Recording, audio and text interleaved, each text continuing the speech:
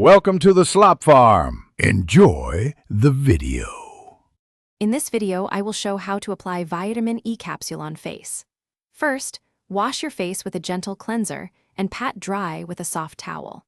Next, make sure hands are clean and trim a tiny corner of one Vitamin E capsule with clean scissors. Apply a pea-sized amount to targeted areas using gentle circular motions, avoiding eyes and open wounds, and allow oil to absorb overnight. Begin by preparing the skin with a gentle cleanse and light exfoliation if needed. After drying, warm a pea-sized drop of vitamin E oil between clean fingertips until it feels slightly fluid.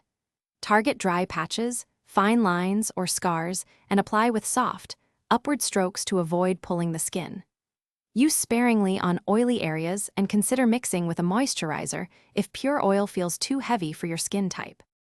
For best results, apply vitamin E in the evening after your moisturizer or mixed into a small amount of cream. Press the oil gently into the skin instead of rubbing to minimize irritation and encourage absorption. If you experience any redness or increased breakouts, stop use and reassess concentration or frequency. Keep treatments to a few times per week initially and adjust based on how your skin responds. Thanks for watching.